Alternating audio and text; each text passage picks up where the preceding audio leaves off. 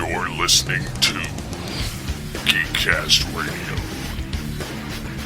on geekcastradio.com.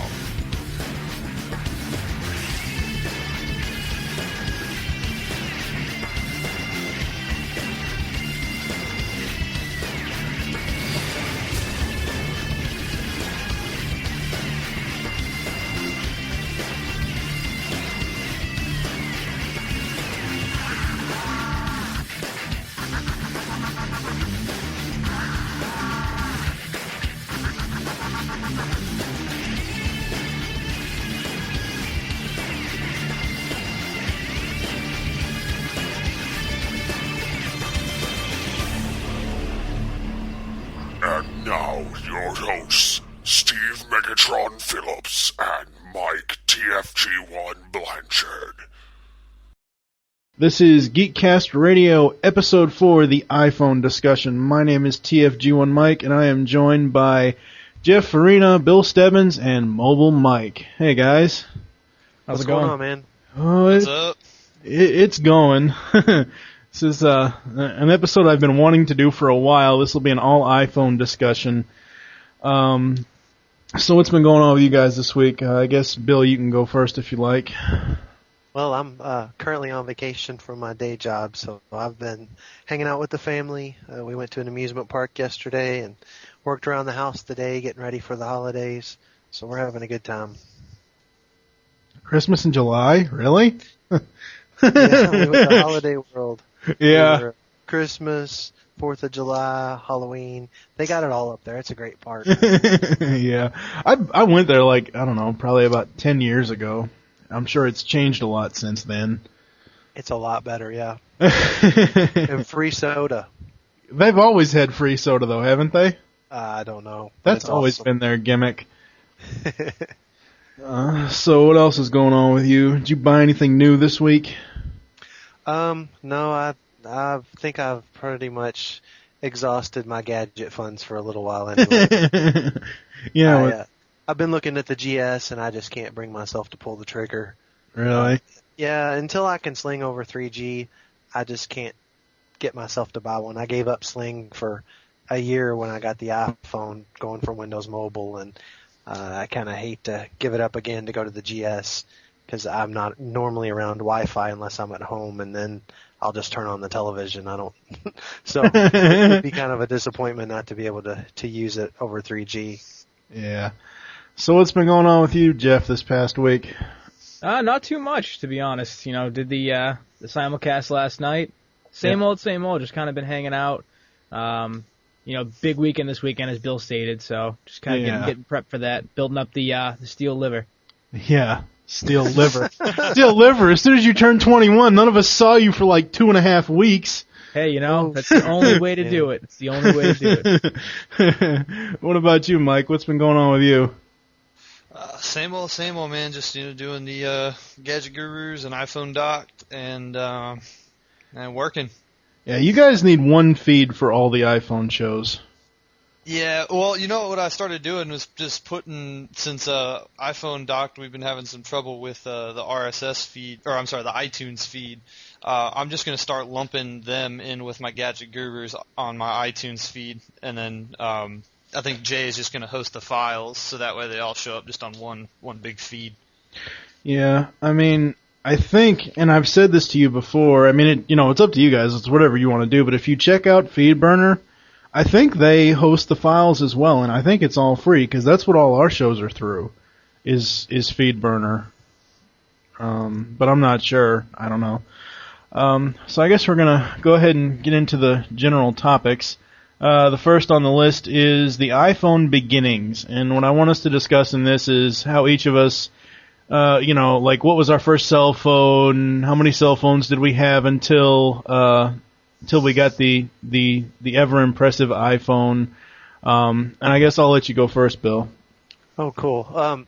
Well, and I think we probably should mention that you and I have kind of been through this discussion once, and yes, we have. Great lost episode that will never be heard by anyone. We unfortunately, we attempted to record a couple 3 weeks ago. You and I. Yeah, and actually, It's actually funny that Bill and I actually live in the same city, and we didn't even know it until I mentioned it to him in one of the chat rooms for the Mobile Tech Moment or the simulcast chats. So that's pretty cool. Yeah, it is. But my first cell phone was way back in I guess the early '90s. It was one of those Motorola's with it looked like a brick. It was really a brick, and it had the fixed antenna and all that. It was, I forget how much a month, and then a quarter a minute, and then it was free after 10 o'clock. So everybody I knew got calls at 10:01. And then I was always a big phone junkie, and I had a friend that worked for one of the carriers. I can't remember who it was way back when, but he would always hook me up with phones, and so I moved on to the StarTAC, and the StarTAC was still probably the coolest phone I ever had, just because it was so futuristic back then. Then I went to a couple just basic flip phones. Then I had a Trio 650. I was with Sprint for about 10 years, so I was kind of stuck with their selection of phones. So got the 650, got the taste of, email and data on the go, and I was hooked. And when the first Windows Mobile 5 phone was released, the PPC 6700, I snatched that thing up. I got it. Was one of the first people in town to get it, and then I decided to ditch that because I got sick of Sprint, and anybody that follows me on Twitter probably knows that I'm not a fan of Sprint at all. So I ditched Sprint and got on with AT&T with the Tilt when it came out. Or I'm sorry, the 8525. So that was like 3 or 4 years ago. And then I upgraded to the Tilt, and I've had, I don't know how many phones in between. I've had the 3G version of the Dash, the HTCS 630. I have had several Trios and different forms and iterations.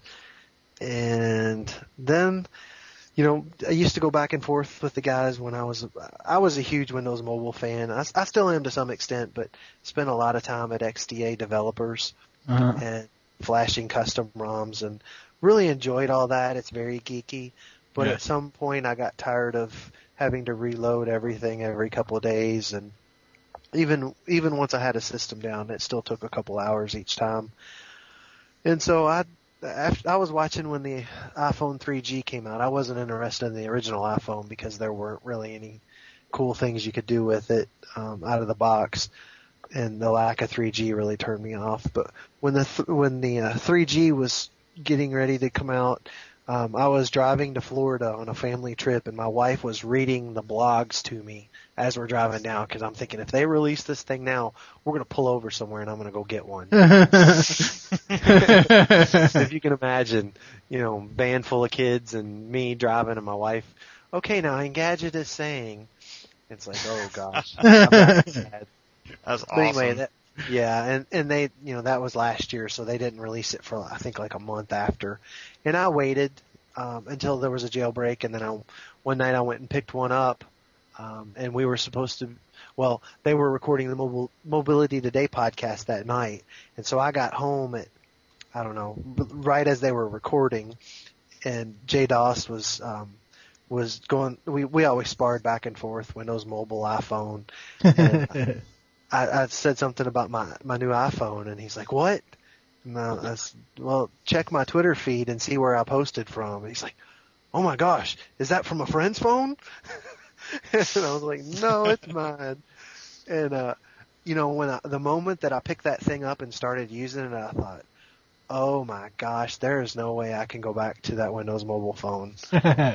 It was one of those, oh wow, now I see what people are talking about kind of experiences. Oh yeah. And so, and I've had that phone, I got it in August, and last August, and I've had it ever since.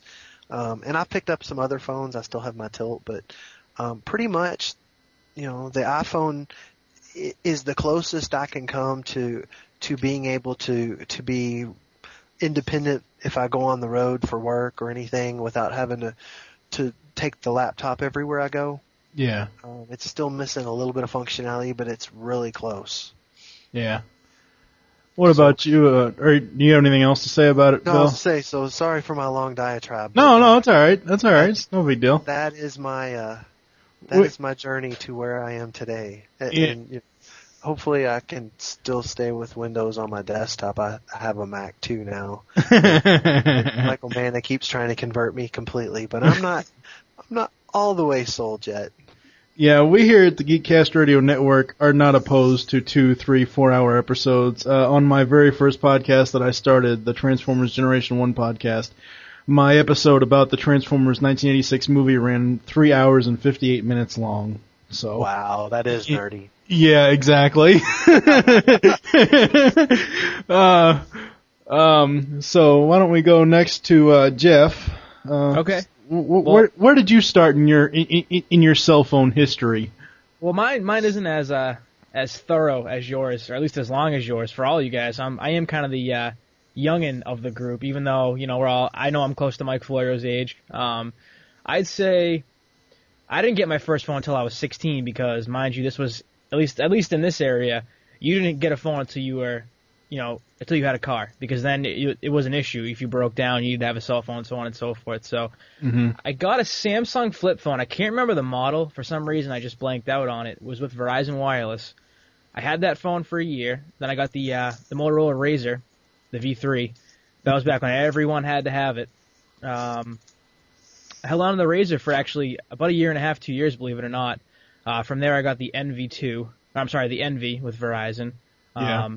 And around that same time, I actually started working with cell phones, making a little bit more money. So I actually got myself a plan with Sprint, which allowed me to get a Motorola Q9C at the same time as having the Verizon phone.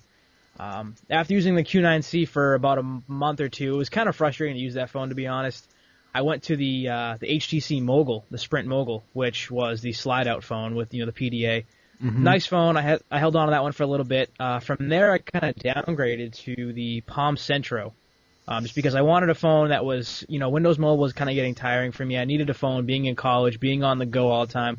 I needed a phone that was dependable, and it wasn't going to break down and freeze and have to have the battery pulled out, every half an hour, so on and so forth. So went to the Centro, loved that phone, held on to it for probably, 3 months or so, until it started giving me all kinds of problems. Conveniently, right when all these problems started happening, the Instinct came out.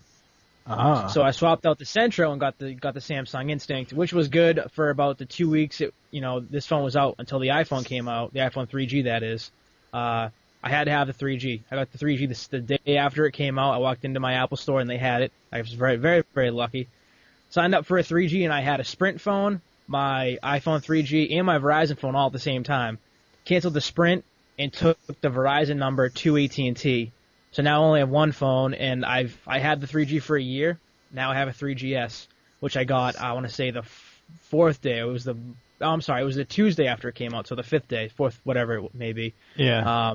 I can honestly say, guys, I skipped out on the first iPhone simply because at that point in time I wasn't on my own yet. I was still on my parents' plan. Being in college, it was tough for me to afford it. And that's just the price of the phone. The $600 for the phone was just kind of crazy to me. I really wasn't into the whole unlocked area of phones yet, so I didn't really know about the whole high-cost market that there was out there. But now that I've had the iPhone, I can't see myself going to anything else. I mean, I can see myself possibly reviewing phones. I would love to do that. But I think my full-time device is always going to be the iPhone. It's so dependable. It works for me, Yeah. I completely agree, and we'll get to that a little bit later. And now we come to the long segment. The one whose nickname is Mobile Mike. You have had, maybe 250 phones in the last 6 months, correct? No, not that many. I actually sat down and me and my fiance went over how many phones I've had just in the amount of time I've been with her, which is about 5 years.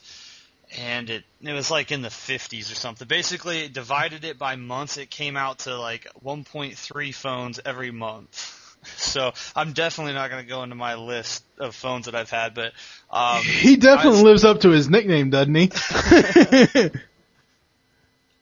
Yeah, so I mean, I've been all around. I started off, with Windows Mobile just because it's the most versatile. I've used Symbian phones. I've used Blackberries before. I mean, you name it, I've used it. I've used every operating system, and I've never really settled completely and been satisfied with one particular operating system really until the iPhone. I mean, not to say that I don't get other phones. My iPhone is always the main phone, but I still always am out getting different phones just because I have a sick habit. So without going too much into detail, I've tried about everything, but the iPhone is my main device for the most part. Yeah, I kind of agree with that. I think for me, I started, I think when I was 19 on cell phones. I first had the Nokia 918, and this was basically, I don't know if anybody remembers the Nokia 5120, the one that you could always change out the case, you get out different color cases for it and whatever else. This was basically a cheaper version of that. And when I started out, cell phone plans, the prepaid plans were like 50 cents a minute. So it was basically, you only use your cell phone if you're dying or if something, some strange emergency comes up.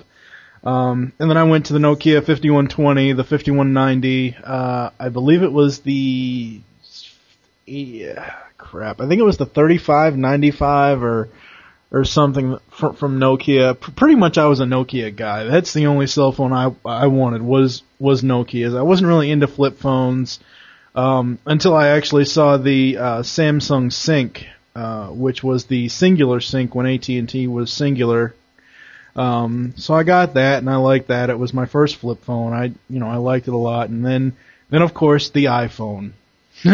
My main issue with the Samsung Sync, for me to get music on the thing, because all my music is in iTunes, I had to burn the music to a CD, re-rip it into Windows Media Player, and then sync it to the phone. In syncing to the phone, to the sync, it took about 2.5 hours, and then it would never put the artist name or the song title in the correct place. Like, say you're gonna play AC/DC's Back in Black, it would say AC/DC and then another song title from another artist. And it wouldn't even put the album name on there, even though I entered all the information in manually.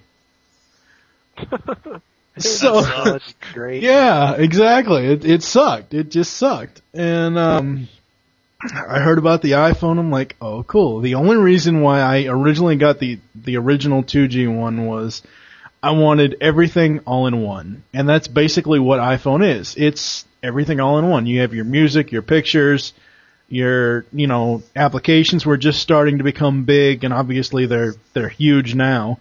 You have basically a full web internet browser on here. I don't really use some of the firmware applications, like the stocks and sometimes even the maps. I don't use that crap all that often, so I kind of wish that Apple would have made some of those optional. But whatever. So that's where I came from on that.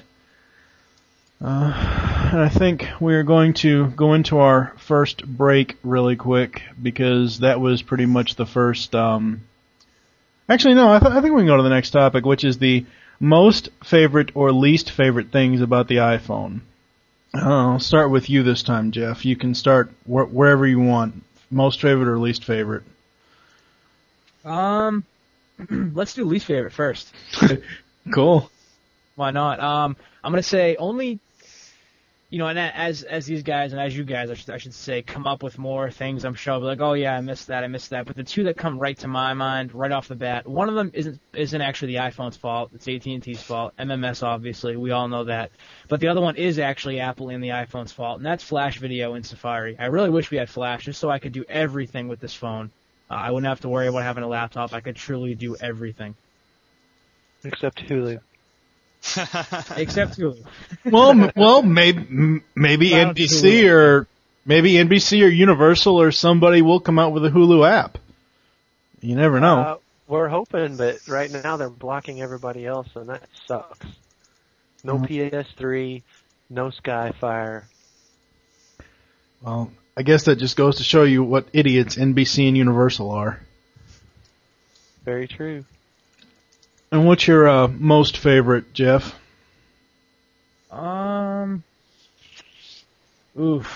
That's a good question. I'm not sure. It's tough to nail it down to one thing. Why don't you come back to me? I'll think about that. Okay. What about you, Mike? What's your least and most favorite aspects of the iPhone? I'd have to say my favorite is just its usability. Mm-hmm. You know, I mean, it's one of the only phones that you can pick up and just not know how to use, but it's just really easy to use. I hate it and love it at the same time, the one app at a time, you know, because it's stable. It works really well. I mean, you have your freezes and your crashes just like anything else, but they're, you know, few and far between. And just, you know, the overall feel of the phone is very user-friendly. My least favorite thing, well, let's see. I've got like a kind of like a list of not so favorite things. The thing that bugs me the most is the way that Apple controls the App Store and what apps can do and how they're sandboxed. I mean, we've seen with jailbroke apps or jailbreak. I can never say that right. We've seen with the unofficial third-party apps. You know, some really really neat stuff. Mm-hmm. There's an app I have on mine called Twitter where you just drag from the top bar down and you can post a tweet from anywhere. And obviously it has to run in the background. It has to use resources and APIs that Apple doesn't necessarily allow. And it's just stupid. It's like, why, you know, we could seriously have some, not just apps that you open up and boom, they're there, and then when you're done, they go away. You know, we could have some really tightly integrated apps. One thing is the lock screen. I mean, there's so much empty space there that could be filled with, you know, calendar entries, tasks. You know, they definitely need to release an API to where people can start developing for the lock screen, because it's just ridiculous that you have to turn on your phone, unlock your phone, click calendar, scroll, and find, you know, your appointments for that particular day when it's supposed to be a productivity device. So. Yeah, those are my main gripes: is the sandbox and the apps and stuff not being able to run in the background. Yeah. What are a couple of your favorite things about it? Well, like I said, I mean, the main usability of it, no you phone works as well as an iPhone. But you know, just like you said, the iTunes stuff. You know, I'm a Mac user and an iTunes user. I used Windows Media Player before when I had Windows computers, and you know, I just dragged and dropped stuff over for my phones that had music capabilities, and really didn't realize what a pain in the ass that was till I got the iPhone, and I can just sync everything: audiobooks, podcasts. I mean, it works flawlessly with iTunes. So that's definitely up there. And what about you, Bill? What's your most or least favorite things about the iPhone? My most favorite thing about the iPhone is probably just the fact that I've got pretty much everything that I need, and if I need to do anything with my phone, it isn't a huge ordeal. Like You ROM stole upgrades. mine. Oh No. well, you've got time to think of another one. No, but I mean, it's just, I mean, in a way, you know, one of the things that I fought with not wanting to get the iPhone is it's kind of dumbed down in a way. There's not all these secret tweaks and options and stuff like that. But in a way, that's a good thing now, because you know, I'm pretty busy. A lot of people are, and I don't have time to do that stuff. And when I do have time to tweak on it, you know, I'd rather be doing something else. So I can get in there and get done when I need to get done, you know. And I guess one of the best things about the iPhone is that the Twitter clients on it rule. I mean, you look at Windows Mobile, you look at Android, they've got a couple clients, and they're really just full of compromise. They're not really all that great looking. They don't really work all that smoothly. And the iPhone, I don't know how many Twitter clients there are, but I have about 5 on my phone. And so, you know, that stuff is great. Things that I don't like about my iPhone, I mean, Mike kind of stole my thunder about the App Store. I hate the App Store approval process, and I saw another story today on how someone had developed a karaoke app, and Apple denied it because it duplicated functionality of the iPhone. And then Wow. somebody found that they had put in a patent application for a karaoke functionality. So, they're really unfair to developers, and that in turn, I think, hurts some of the creativity on what goes into the App Store. Because, people spend all this money and time to develop apps. You don't know if you're going to get it developed or not. Are you going to get it published or not? Yeah, that's nuts. Yeah.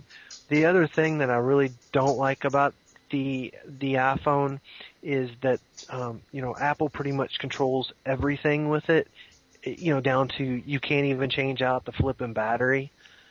And normally that's not a problem for me because I've got my phone plus I've got a battery pack backup, whatever, the milli power pack. So that works out pretty well. But I still think at some point they're going to have to look at doing a user replaceable battery. But it seems like Apple's going the complete other way with that. I think they've always been pretty much tight with their products, though. I mean, they haven't really, the iPhone is very user friendly, and there's a lot of cool stuff on it. But like you guys all said, there's certain things that you wish that Apple would kind of be a little bit more lenient about. But that's what makes them Apple. I mean, if they didn't do that stuff, they wouldn't be who they are. Which, like you guys said, it sucks. But I think that's what they're all about. They're all about sucking. Yeah. Well, not necessarily, but I mean, as far as having total control over stuff that they market and they put out and whatever else. For me, the worst thing for me is actually the syncing. I have had over the 2G and now that I have the 3G, I have had more problems syncing to my computer, and it's not even the actual syncing process, it's the actual connecting process. Earlier today, I spent 45 minutes plugging and unplugging it into the computer and switching ports and everything else, and it just would not recognize the phone, so I just said, fuck it, left it in there, and opened iTunes, and eventually it recognized it, and it was fine. I've gone to the Apple Store, I think, 3 times about this same issue, and they're like, "Oh well, just do a restore, and then don't start from your backup. Just start brand new, and blah blah blah blah blah." And it's like, but every time that after I have the issue, I come home and it works again, and what the hell? I just don't get that. I think my favorite thing, like you guys said, some apps. Twitterific is awesome. It's the best Twitter app out there. I don't care what anybody else says. It's the best one. It's the only one I will have on my phone unless something like the Twitpocalypse happens again and it crashes, for Christ's sake. That was horrible. Had to deal with Tweety for about 3 weeks. God. Listen to what you're complaining about. Yeah, I can't get my Twitter. Tweety makes like almost every other Twitter app on every other platform look like complete crap. It's like, oh damn, I had to deal with pretty much the best, but not quite. Yeah. No, for me, Twitterific is so much easier to use, and that's just me. You're jumping in a little late there, Jeff. Razor blades to my ears. Yeah, just like our little Pocket God conversation. We'll go on to that later. Yeah, that Twitterific and Pocket God go into the same landfill as the old NES ET game. The NES ET game I can agree with, but not the other two. So yeah, I mean, I think the other best thing for me is the iPod, and now with the 3.0, being able to actually download audiobooks and movies and TV shows directly to the phone. That's just awesome, even though I don't buy them that much. Just the ability to have it if I wanted to, I think that's really super cool. So we're going to take a quick break, and we will come back, and we're going to be discussing iPhone versus everything else. You got the touch. This is Stan Bush, and you're listening to All Things Transformers with TFG1 Mike and Steve Megatron. Tune in every 2 weeks for all your Transformers needs.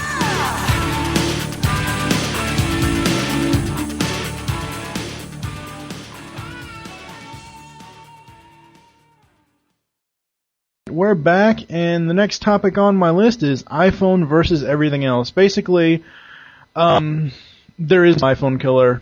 When iPhone first came out, everybody was like, oh my god, what's going to be the next cell phone to kill it? And while I do like the only thing about the Palm Pre that I like is that it has a cordless charger or remoteless charger or whatever it is, where you just set it on. Yeah.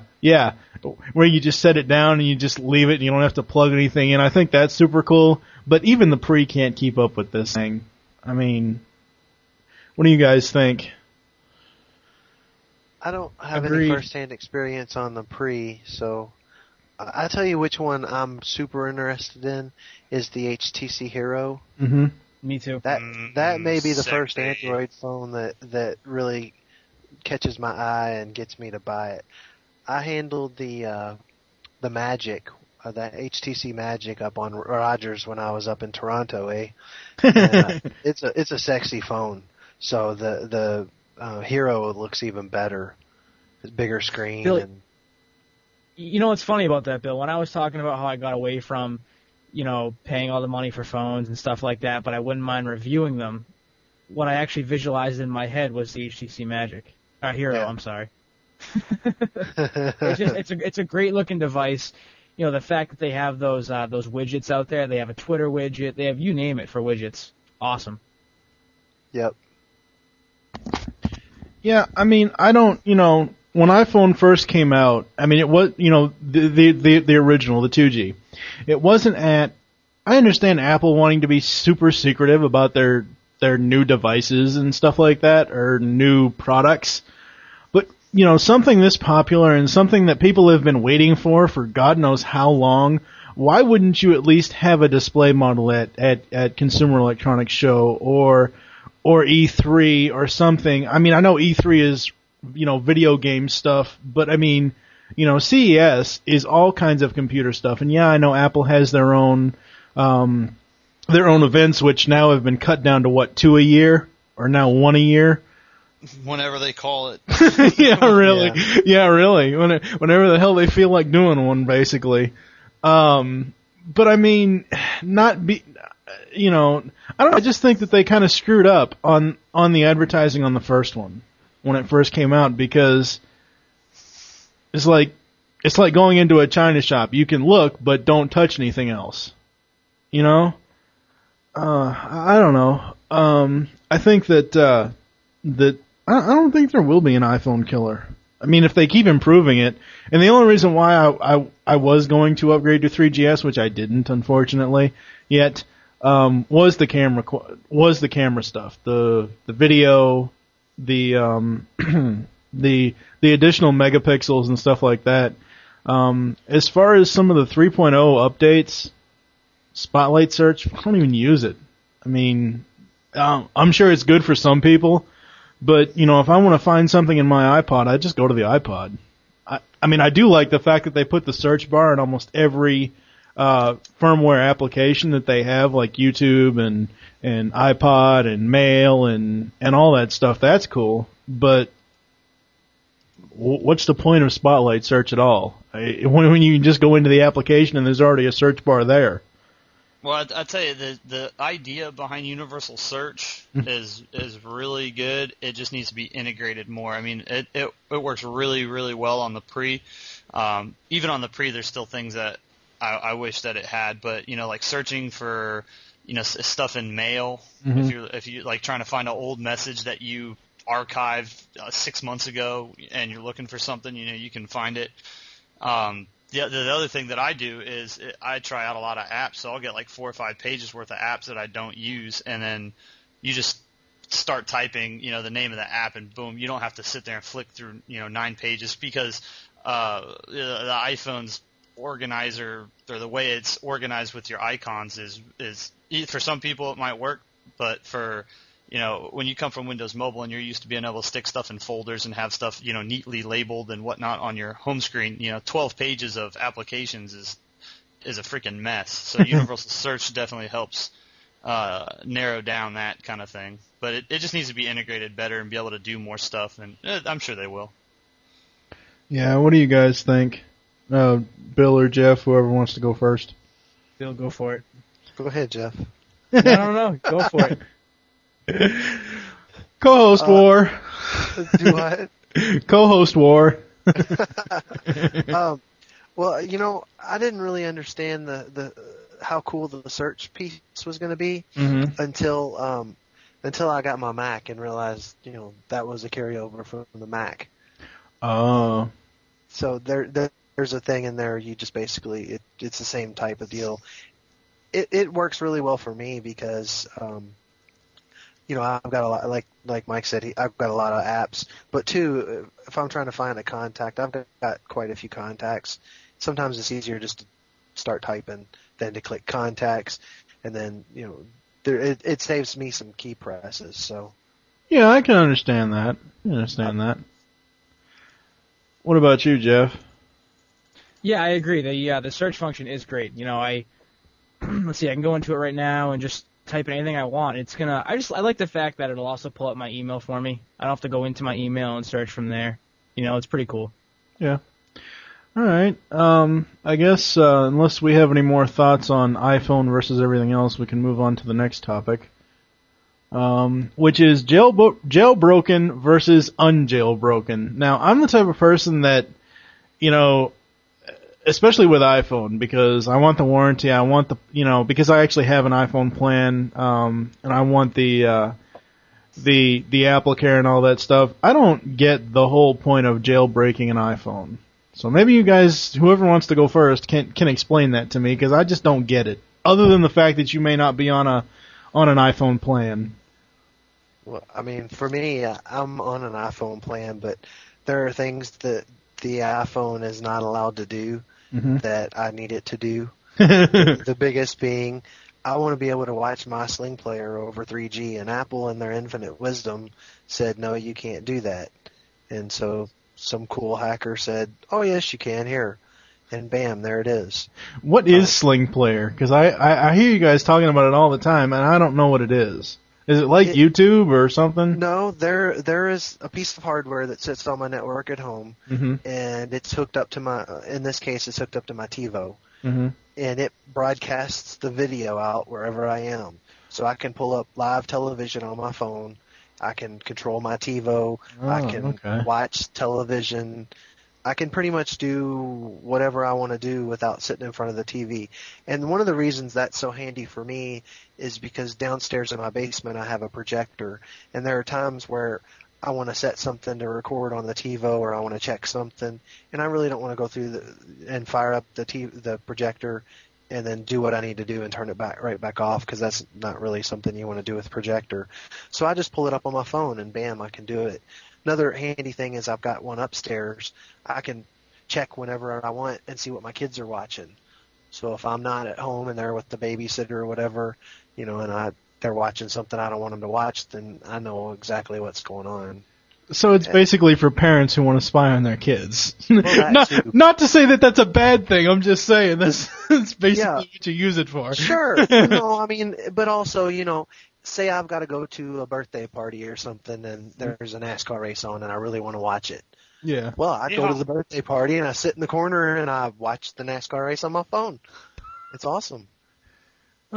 Just to the general audience, you can tell that we're all pretty much tech geeks because we would rather do stuff on our iPhones than actually interact with people at a birthday party. I would rather direct message someone on Twitter than actually sit next to them and talk to them. And have on occasion. Now, does the jailbroken versions, does it take up more battery life? No. Okay. No, I mean, basically, I don't know why there's a myth behind that.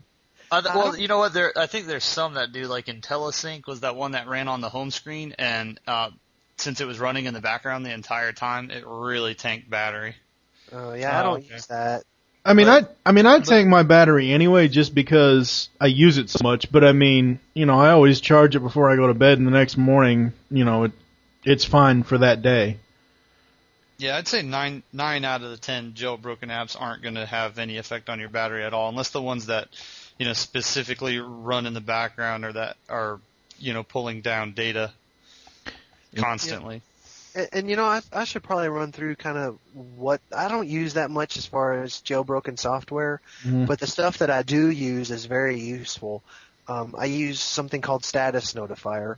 I didn't pick this as my biggest gripe, but one gripe with the iPhone is, like Mike said, there's no way to tell from that lock screen what's going on with your phone. So, like, I just got an email. If I lock my phone and then just turn it back on, I see that there's a mail icon, so I know that I have mail waiting for me. Or if I've got an SMS or a missed call, it actually shows without me having to unlock the phone and look for any badges. So that part is really cool.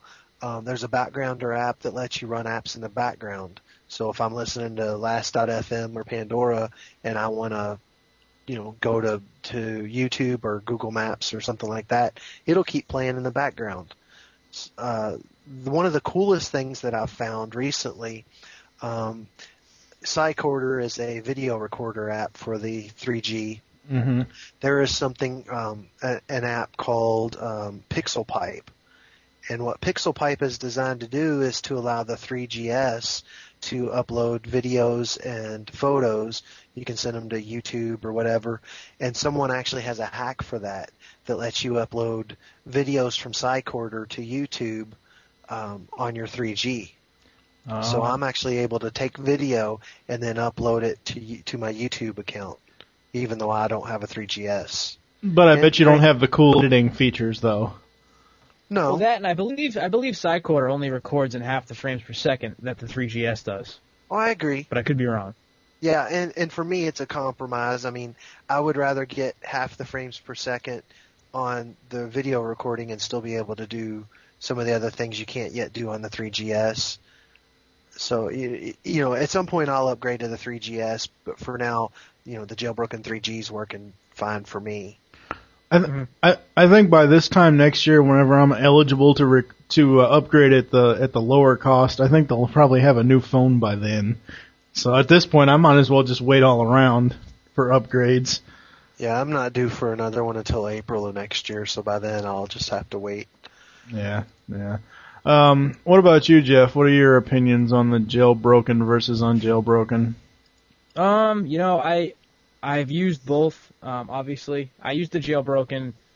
I'd say for the longest amount of time. I believe it was back on 2.2. It was nice. I used it for probably about a month or two. But I did notice, at least in my opinion, my phone was responding slower when it was jailbroken. So in the end, I actually did take it off. I just, I would press text message, and it almost felt like it took an extra 10 seconds in some cases for me. It may have just been my phone. No, I think that's a byproduct of the hack. Yeah, well, But, to the contrary, though, once 3.0 came out, I felt there was no difference at all. It was just as snappy, especially when you jailbroke it. At least for me. Now that I have a 3GS, though, I'm not risking anything, at least right now. Yeah, like I said, I don't want to lose out on the Apple Care stuff. So, and like I said, I already have an iPhone plan, and I mean, the only background app that I ever really use is the iPod. So, I mean, for me, I really don't care. It really doesn't matter either way. I think we're going to move. Do you guys have any other topics? Because I was actually hard-pressed to think of topics, because the next one I have is actually final thoughts and predictions before we go into our picks of the week and most or least used apps. So if you guys have any other discussion that you want to bring up, please feel free to. Well, I mean, we could probably talk a little bit about, what we actually do with our phones. I mean, I know we all are pretty big on Twitter, so especially Jeff over. He has 4,000 followers or something like that. Oh no! Almost 4,000. Tack on 10 to that. I'm almost at 14,000. I was about to say, Respect, multiply brother, that respect. times 4. That's an army right there. I actually like to play games on my iPhone. Just looking at my home screen, I have Let's Golf, Pocket God, which rules, Sonic the Hedgehog. Shut up, Jeff. I have, what other games do I have? I have Arcade Bowling, which is basically skee-ball. Monopoly, 1 versus 100, Tetris. I actually have this new one called, it's more of a time waster. It's called Paper Toss. and it's basically I've actually been meaning to do a review on it for iPhone Docked. I just haven't gotten around to it yet, but it's basically like if you were sitting at your office and you had nothing to do and your tight-cheeked boss is at lunch or something, and you want to shoot hoops in your trash can with a piece of paper. That's basically what it is. It takes a rolled up piece of paper and it has a trash can. It has 3 different levels to it with varying degrees of difficulty. And that's all it is you just try to shoot the piece of paper into the trash can. It's just really, really cool. There's a lot of apps that I have on here right now. I mean, I only have 3 screens and full of apps, and there's a lot of them I don't even use half the time. Like, I use Facebook, I use MySpace every now and then, eBay, PayPal, Twitterific. But for the majority of it, I mean, I pretty much use the iPod, for the most part. And of course I, play Pocket God every now and then when I feel like it or when there's a new update. I honestly thought from upgrading to the 3G, or from upgrading to the 2G to the 3G, I honestly thought that the camera quality was better. Maybe it was because my 2G lens was maybe dirty or something, I don't know, but I could have sworn that the camera quality was clearer on the 3G than it was on the 2G. And I love taking pictures with this thing. It's just awesome. We had storms here in Louisville about a month ago.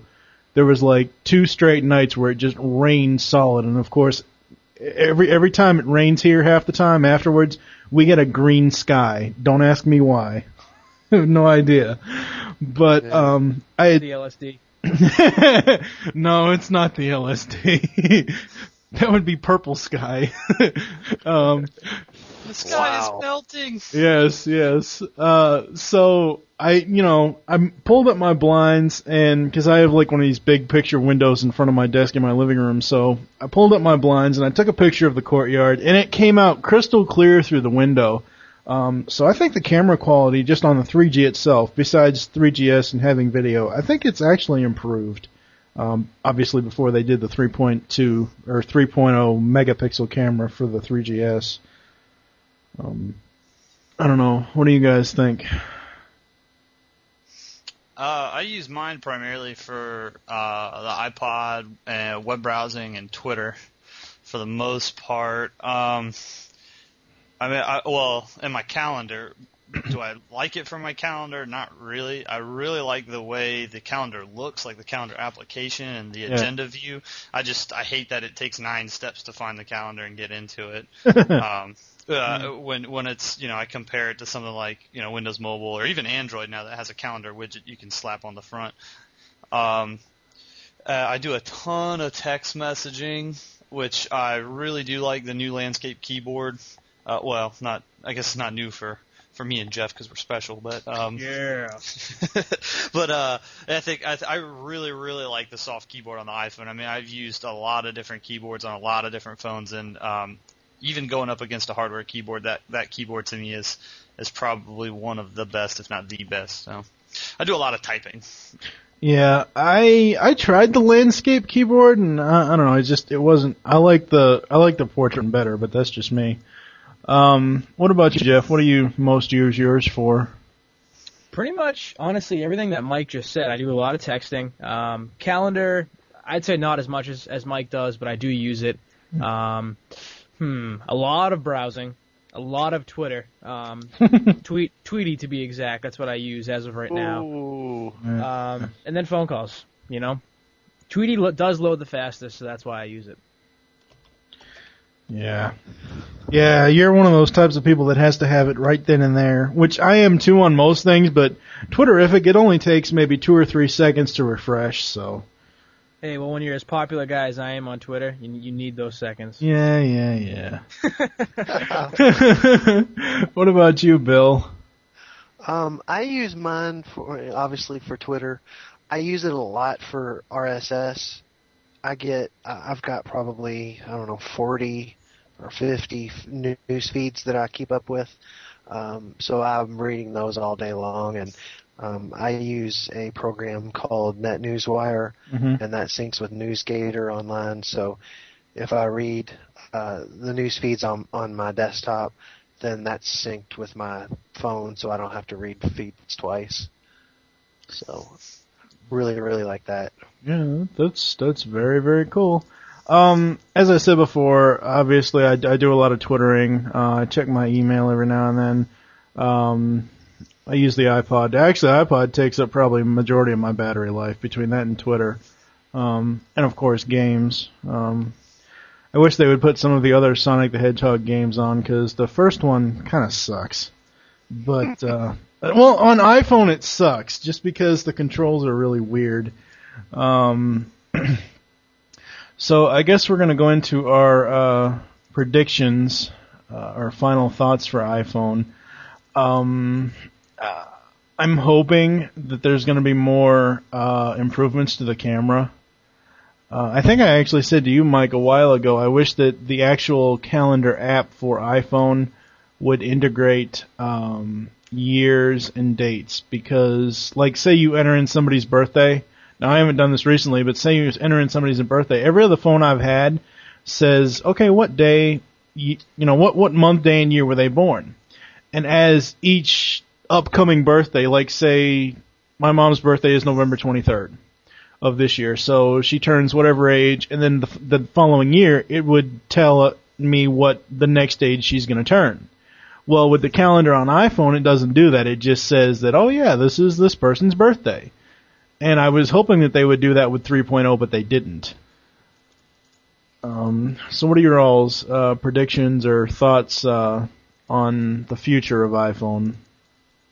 I guess we can go with Bill first. Well, I think, the next one that comes out, I'm looking for a higher res screen. The features that were on the 3GS, the speed is probably the thing that would draw me to it most. Mm-hmm. And, I'll probably upgrade at some point. But for now, I mean, man, they're just knocking it out of the park with all these firmware upgrades. Oh, That's yeah. Probably the nicest thing about Apple is that if there's a problem, it gets fixed quickly. Mm-hmm. Yeah, it does, very much so. Yeah, so I'm really, I think ROM upgrades, firmware updates are kind of the coolest things that that have come about in the last, 10 years or so. Because you can make a device a whole new different device and add so much functionality just by changing the software on it. And so that's just awesome. I love that. I mean, they already got 3.1 seeded to developers. And the stuff that they added in 3.0, the A2DP was by far one of my favorite things that they added. Mm-hmm.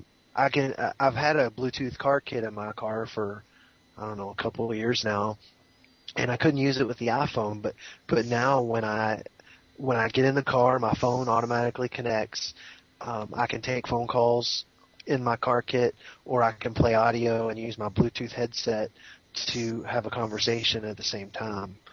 So if I'm watching my Slingbox, or if I'm playing a podcast like Mobility Today, whenever we start recording again, or iPhone Docked, or this podcast even, I'm going to listen to myself afterwards and be like, God, I rambled on. Yeah, what's the deal with Mobility Today? I know Dave is still, and I don't know Dave as well as you guys may know him, but I just hear what Steve Trotto always says. He's always down there improving his basement. When's that ever going to be done? It'll be pretty soon. He's in the middle of finishing his basement. You couldn't tell when we were recording, but his basement was unfinished. It was just bare concrete. And I don't know if I inspired him or if he just decided he was going to go ahead and do it, but they're finishing his basement. He's going to have an office.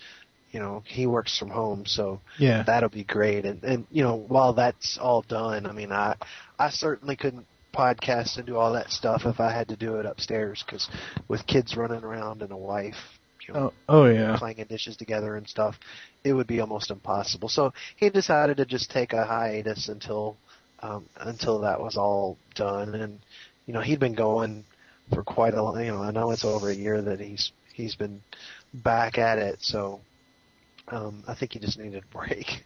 Yeah. I don't know. So what about you guys? Mike, why don't you go next as far as your predictions or as far as your thoughts on the future of iPhone? Yeah, I mean, I gotta mirror what Bill said. I mean, with the firmware updates, or OS updates, I mean, anything's possible. I mean, we complain about something long enough and we'll eventually get it fixed. I'm hoping we see some background processes down the road. Maybe, I mean, push notifications are okay for some apps, but, you know, like we were talking about on the calendar and the lock screen, you know, you got to have stuff that runs in the background. So I'm hoping once Apple figures out their power stuff or whatever their situation is where they can't figure out how to get apps to run in the background, you know, properly, that they can do that. You know, I don't know. I mean, maybe next time around we'll get a, you know, like a 5 megapixel camera, definitely better resolution, like Bill was saying. You know, now we got, you know, the Touch Pro 2 and the Touch Diamond 2 coming out with, God, I don't know, what is it, 840 by 600 or something like that? I mean, 800 by 480. 800 by 480, yeah. I mean, just huge, gorgeous displays on those phones. And with the iPhone's glass front, I mean, that would just look really good. So, you know, bigger, better, more features. What about you, Jeff? Pretty much what these guys have already said. You know, it's basically a rehash. Personally, I'm looking for better screen resolution, like Bill said. And Jeff I'd have to needs say a blood alcohol reader built in. that would be nice. Have one of those built in. No. Especially for the two of you drunk bastards. Hey, you know, the only way to do it. I just totally lost my train of thought. Trying to think what else. Way to go, Mike. Sorry, dude. No, I think he's talking about me. I was talking to him, yeah. No, I really want that glowing apple still. I really do. Now that I saw the really cameras, I want it. I want it. That's what she said. You know, the battery being removable isn't too much of an issue for me. I mean, I see where everyone's coming from. You know, if the battery does go bad on you, you want to swap it out. That makes perfect sense. But I'd say just better resolution, better battery life, because I'm noticing with the 3GS, it's definitely not better, if at least the same as the 3G. In my opinion, it's actually a little worse. And like I said, the glowing apple, that's a must. As far as the camera goes, I saw your video on the video recording for the 3GS in the test you did in sunlight. I always have problems with lighting with the 3G camera. Just taking pictures. Is the 3GS any better with different lighting, or is it the same as far as just taking an actual picture? You know, I honestly still haven't really experienced with just taking a picture that much. You know, I can do one right now. I can tell you right now, when you use the autofocus and it has the white balance, it's great. It definitely, you know, I'm taking one right now in my room where I have recessed lighting, and a lot of the time my ceiling is so low that the recessed lighting throws off a lot of cameras. Mm-hmm. Taking a test picture right now, and I have to say it looks pretty good. Yeah, it definitely does look better than the 3G did, just because of the fact that you can autofocus and white balance. But I'll have to experiment more, and then I can kind of speak to that more once I do so. I have to say though, the camera, you know, Mike, as you saw during my camera test, it's great.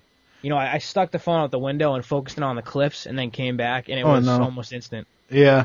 I wish that they would have done that with the 3G as far as a software update, though. I don't see why. Okay, you know, with the 3.0 software, they updated YouTube to be able to log into your actual YouTube account, and obviously that was for when you get a 3GS to be able to upload video to YouTube. I don't understand why they couldn't have done that with the 3G with the camera app. Why they wouldn't allow you to have autofocus. I mean, just even the autofocus and the white balance with the regular 3G, because as we've said before, you know, not everybody has $400, $500, $600 to waste. Not really waste, but I mean spend on a new iPhone every other year. So I don't understand why they wouldn't have done that to appease the current customers that have the 3G. Well, I mean, I don't know. Did the hardware for the camera change? I would assume it would. Yeah, I would guess between 2 and 3 megapixel. I mean, obviously the megapixel changed, but I would imagine with the autofocus they would have had to change something too. But I don't know. I'm not a big camera phone person myself. I mean, I am just for like pictures. I mean, the video is cool, but I've never been a YouTube person. I mean, I'll watch, videos on YouTube, but I've never been one of those vloggers or video reviewers that does that stuff. I think people that do that are really cool, and that's great for informational purposes. But, I mean, just for the camera aspect of actual, taking a picture, I thought that would be really, really cool. Do you guys have any final thoughts before we go out to break as far as this section of the podcast? No, I think we covered it up. All right, we will be right back. The TFG1 podcast has all your 80s goodness with full coverage of the Generation 1 cartoon and beyond. This is Mike the Birdman Dodd saying live free or die hard and listen to this goddamn podcast. We are back, and we're going to go into picks of the week, and I think I'm going to start, and the one that I picked the most, only because this is probably the only time I'm going to have Jeff on the show, because he is so busy, I picked Pocket God, because Pocket God is the greatest game ever. Is it a game? Yeah. Is it really a game, though? Pocket Bill, God? basically, Bill, let me just take the dollar No, that I you're mean, going to I spend have on it. Pocket God and choke yourself with it, because it goes to better use. It goes to better use that way. No, I'm not. Every time you play Pocket God, God kills a kitten. God. I just think it's so cool because you can pretty much do whatever you want to these little island inhabitants. You can throw lava on them, you can drown them, you can feed them to sharks. And yeah, as I said before, the animation does get, I do agree with you, Jeff. After a while, the animation does get old. But if you're, sitting in an airport, or if you're, sitting in a bus terminal, or if you're out and about, say you're at a birthday party, you don't feel like, interacting with anybody, and you want a good time-wasting game, that's what it is. And I think it is a game, because obviously you play around with the people. Okay, I mean, it's more like a diversion kind of. It's not really even a game, because there's really no object. Exactly. I mean, the object, you're... And it's very repetitive. You don't score, yeah. But, I mean, I like it. There's actually a girl I work with. She wants to get an iPod Touch just to play Pocket God. Every time I'm in a meeting, she grabs my iPhone and she's like, "Gotta play Pocket God." Well, I mean, I think it is a game because they just updated with achievements now. So I think if you take, That's pretty cool. well, I mean, if you take the, I think one of the achievements is on the very first island that they have a coconut on the tree. You take the coconut, and I'm trying to drop it where there's the most islanders. How many times you can bounce it off their heads, and it'll count up. Oh, coconut. Yep. Or you can do the, where's the boulder thing? You can do the boulder and see how many islanders you can bowl off the island at once. And there's something inherently wrong with that game. I know, right? It brings out the evil in everybody. Earthquake. Exactly. And another achievement is once you get the hurricane storm going, after you get it going, you can press the lightning, and another achievement is you can how many islanders you can shock while they're in the storm. So yeah, Pocket God is one of the best time wasting games on the iPhone, regardless of what Jeff says.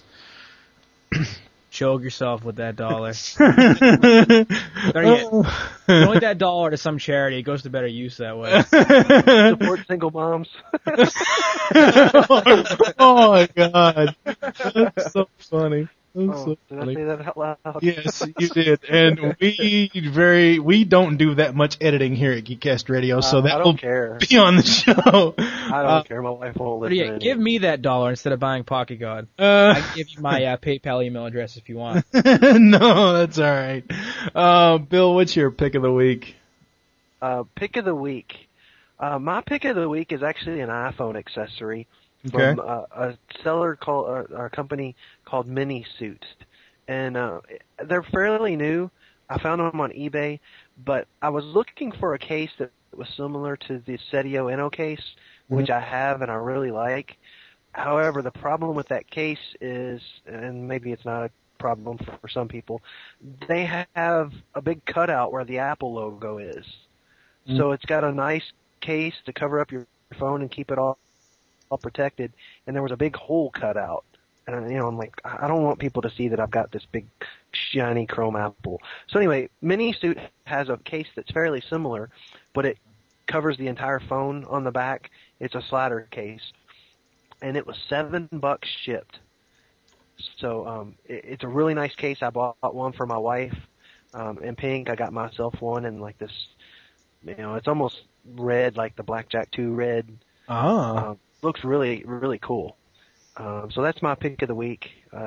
If anybody's interested in finding one of those, you can find it on eBay. Just search for seller Mini Suit. Cool. Now is that the actual name of the case?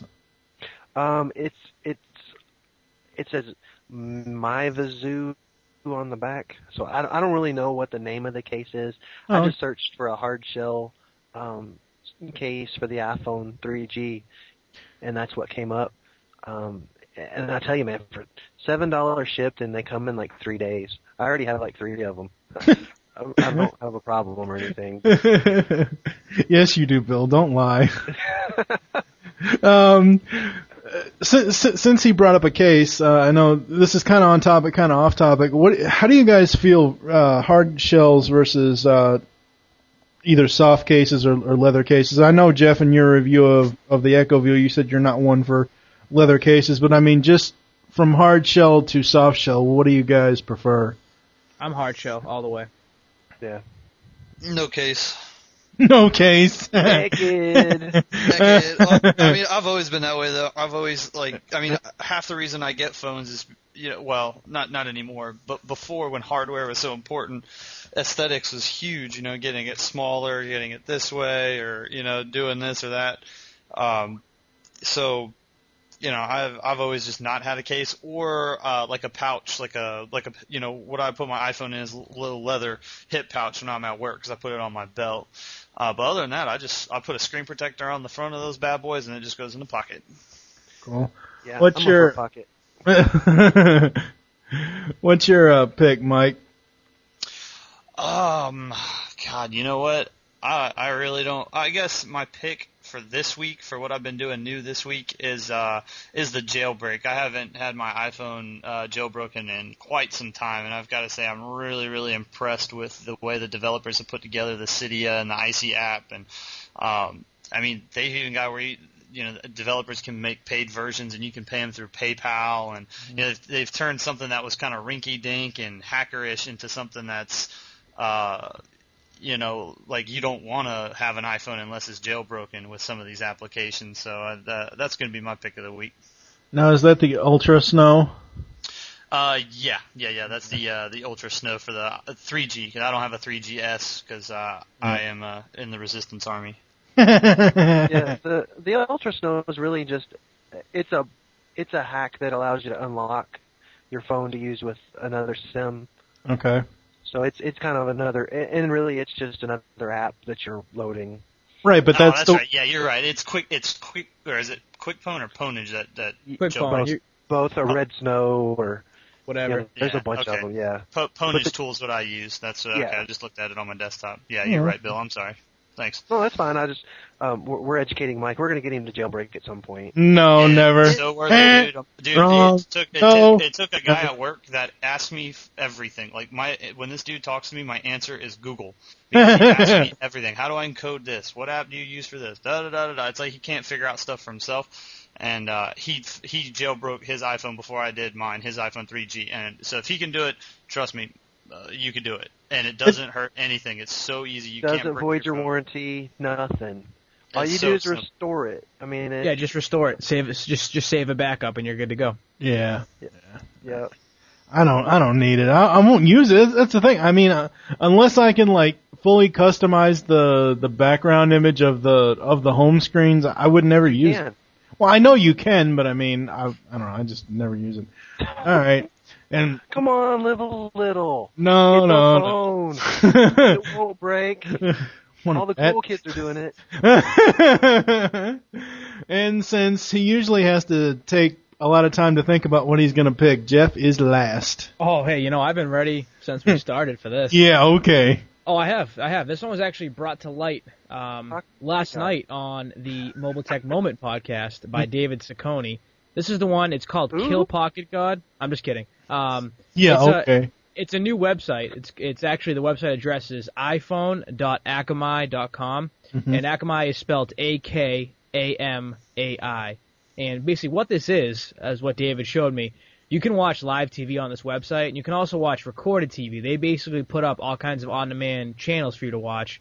For example, right now I can watch Fox Business Live. I press play, it goes right to the movies. I know there's no video feed. It goes right to the movie screen, and you can probably hear it. Right now, it's already playing. Basically, it again? It's iphone.akamai.com, and that's AKAMAI. And this is it's one of my new bookmarks, only because you can truly watch TV anywhere now with this phone. So it's basically one more time for me. It's AKAMAI. iPhone Akamai. So basically, it's a light version of Sling Player. For free. Kinda, sorta. Sling Player, you can truly go through all your channels, do whatever you want. These, they only give you a set amount of channels that you can watch. I mean, this will get you by. If you're bored, for example, I'm going to be on a 2-hour flight on Monday, which I will have Wi-Fi over because I'll be flying AirTrans. So during the flight, hey, I can watch Akamai and, keep myself busy. Or while I'm in the terminal.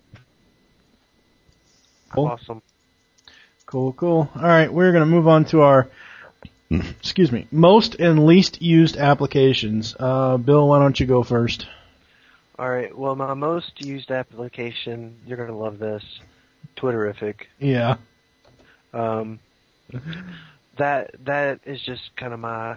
I mean, it's so interesting to me how Twitter keeps me in touch with people I've never met. I mean, Jeff and I interact all the time, pretty much every day. I interact with Michael Manno, with David Ciccone, with Mike Florio. I mean, everybody. And, when it's kind of like having this community right at your fingertips. Like yesterday, I'm up at Holiday World, and the vet calls and says my dog had some surgery, and they called and said she wasn't doing real good. So I go to Twitter and post that, and I've got this little support group. Everybody's wishing me well and all that stuff. Yeah. And that was just so cool to have. I mean, and I must load Twitterific or TweetDeck or Tweety, whichever Twitter application I'm using. I must load it, I don't know, 200-300 times a day at least. Yeah. I mean, and I'm not exaggerating. I'm just so OCD about checking. It's just like, if I could get a real-time feed on my desktop or, the home screen, I probably would do that. Yeah. I mean, as it is right now, I've got on my desktop right now, I've got a Twitter app open, and I've got my Facebook feed open, and I'm very OCD. I'm sure the people I'm talking to right now are not OCD at all, right? No, we're not. Of course not. Yeah, we are. Bill, if I scratch a phone, it goes to eBay. Yeah. Go ahead. My least used app. I'm kind of looking through here to see what I don't use, because I use a lot of stuff. I think one of the funny things for me is like the stock apps that come with the iPhone. Like Notes, Stocks, Calculator. I don't use those all that much. They're on the last page to the right for me. So if I need those, I'm really stretching to do something. So that's pretty much everything else that's on here. I'm kind of one of those people that tries to keep it clean. So if I've got something on my iPhone, it's because I actually have a use for it. Otherwise, I'll just download it when I need it. Yeah. Oh yeah. So the other general non-important firmware apps is your pick then for least? Yeah, those. And if I had to pick another one, I have Shoutcast on my phone, and I've probably used it twice. And for some reason, I'll leave it on here. It's one of those nice to have in a pinch, but not really needing it very much. Yeah. What's your most used app, Jeff? Tweety. Hands down, Tweety. Yeah, we're gonna end up fighting over that thing. Between that and Pocket God. And what's your least used? Pocket God, because it sucks. No, let's see. I'm probably gonna have to. I wouldn't even think you were that keen on it to even have it on your phone. Oh no, like I said, I'd rather choke myself with that dollar. I'm gonna have to say WordPress, only because I've used it a few times, but now I haven't been using it only because Mike Florio, you can probably correct me if I'm wrong on this. Can you post video with the WordPress app? Oh, you know what? I don't know. And that's the only reason why I haven't been using it lately, because every one of my posts with WordPress on iPhone docked and so on have included videos. You might be able to do an embedded video, since you can upload stuff to YouTube and then copy the embedded link and then drop it in there, because I know you can copy and paste in there. Yeah. But I don't think it has. I don't have the S. So, well, I'm assuming it's got to be the same version for either the 3G or the S. But I don't think I've seen like an upload video option. Yeah, neither have I. So that's the only reason why I really haven't been using WordPress lately, is because all of my articles as of late have included video, which means I pretty much have to do it on my desktop computer. Yeah. Yep. And what's your most used app, Mike? I gotta say, I'm on the Tweety bandwagon. I love Tweety. It is. I mean, I use every Twitter app on every phone, and Tweety is awesome. The way you can pull back conversations and layers. You know, like if Jeff says something to Bill and Bill responds to Jeff, and I catch just the last comment, and I'm like, what the hell are they talking about? I can click there and go through that whole list of conversations, and I can unfollow, follow. I mean, you name an option, it's there. So I definitely that's the only app other than the stock apps I leave on my home screen. Everything else I have on secondary pages. And what's your least used? Least used is probably the stocks app, because they're always down. Yeah, depressing. Yeah, they're always in the red. I used to have it up with my mutual funds on there, but now every time I look at it, I want to kill myself, so I don't use it anymore. Don't play Pocket God then. Because then this time you'll actually follow through. I'm going to choke myself. I just give Mike a hard time. Yeah, I know. Alright, and mine obviously is Twitterific, and everything you just mentioned, Mike, you can do in Twitterific, which everybody should have Twitterific. I wish... I've got Twitterific too. In twice the amount of time. Oh, blah, blah, blah. I wish... Caches everything. Hey, as far as I'm concerned, the best one right now, honestly, is Twitter Later Pro, which I would go to. But they're saying the new Tweety update. Basically, Twitter Later Pro now has... you can put video on your tweets and audio on your tweets. Apparently Tweety's going to add that very soon too. That's why I'm holding off. It's not worth the $5 for me yet. Well, yeah. When I first heard about Twitter, and this is probably going to end up turning into a Twitter conversation, I'm like, oh, okay, yet another social networking thing that I probably won't use. You know, I was probably one of the last people to jump on the MySpace bandwagon. MySpace is gay.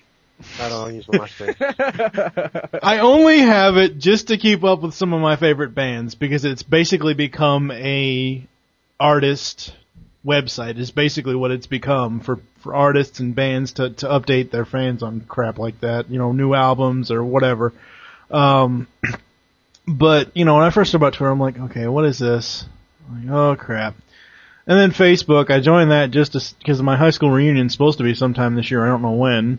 So I joined that to get in touch with some of my old high school friends, and I barely use that as it is. So I started getting on Twitter, started making friends, whatever else, and then when I got iPhone, I'm like, okay, well, so what kind of apps do I want to download?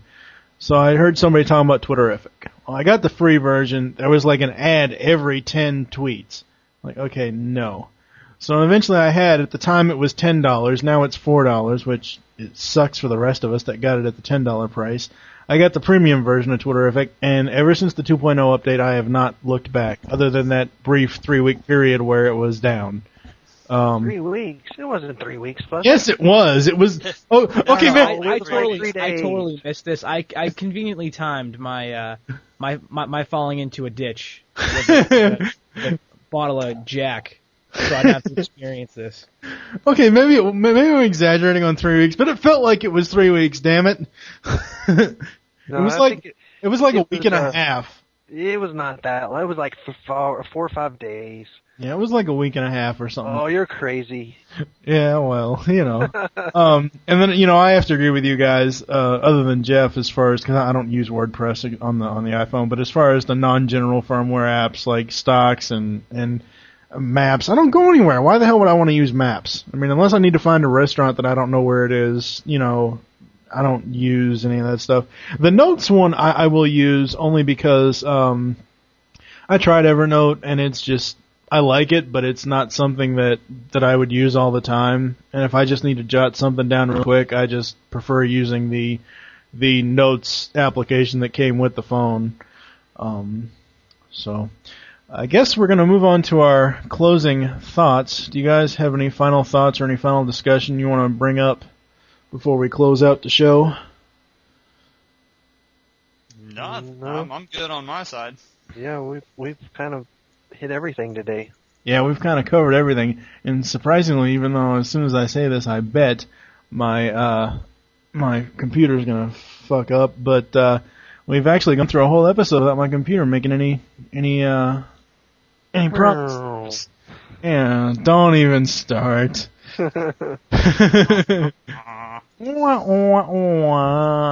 So, I think we're gonna go to a break. I'm sure my buddy Steve, who does all the podcast uploads and editing, he's gonna put some ads for our other shows and stuff, and we're gonna get into our closing. So we will be right back. Are you a fan of Transformers? Yes. Then be sure to visit PredaconEmpire.com, your resource for Transformers media and more. Also be sure to check out our podcasts, All Things Transformers and the TFG1 podcast. I'm Steve/Megatron, inviting you to come join the fun on the shows and the forums.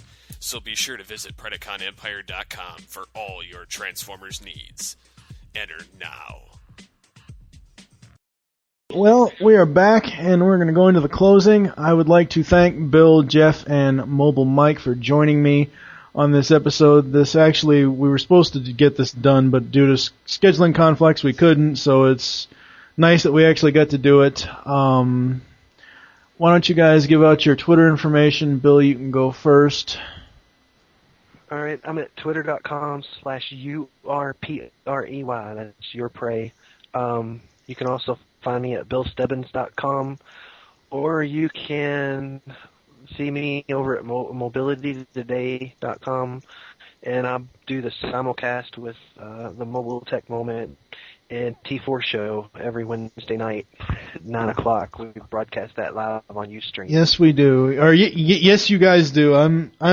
I like to keep it simple. I don't like to go into all that fancy broadcasting crap. I think it's cool that. Oh, it's fun. Oh no, I completely agree. I think it's cool that Steve does that and everybody does that. But all right, Mike, why don't you give us your information, Twitter, whatever else you want to give out for contacting you? Just twitter.com /MikeF1182. And then search iTunes for the Gadget Gurus podcast and iPhone Doc podcast, because they're the shizzy. Yeah, they need to get on a single feed, though. Oh, yeah, we got to do something about that co-host, too. What's his name? Geoff. Is she still even on that show? I think. I don't know. I think that the time is slowly counting down. Well, I'd be happy to take his place. And Jeff, why don't you give out your information? All right, you can find me at twitter.com/Ultimo119, and I'm also at www.pocketgodftml.com. Okay, what I have to say about that is this. I'm just and as far as Geekcast Radio, you can find us on Twitter. It is twitter.com/GeekcastRadio. You can find me, even though I protect my updates, just because I'm not one of these people that goes on Twitter and complains about freaking spammers. I can't. Or AT&T. Yeah. Mine is. Mine. I'm a copy with you. Mine is TFG1 Podcast. As far as releases from Geekcast this week, we've had 2 episodes from Transformers Toycast. We've had Tooncast Episode 5 Thundercats. TFG1 Podcast Episode 20 will be coming out tomorrow, I believe. And this one will probably be up Saturday, I think. Not really sure. I'd like to thank you guys for joining me. Glad we could actually get this done. The next episode I am wanting you guys to be on, hopefully we can get Steve Trotto or Jay Doss or somebody else with us, is the evolution of Apple, where we will be talking about everything Apple from the 2C until the MacBooks, the iPhones. It'll just be a basic all Apple episode, where we won't focus specifically on like one product from them, but just talk about all of the products in their evolution. So, shut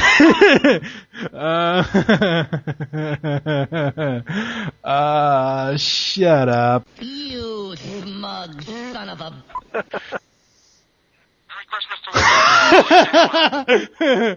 Okay, you can find Geekcast Radio on iTunes. Please leave us 5-star feedback. We need reviews. I'm not trying to pimp the show out, but we would. It's the best way to help the podcast out.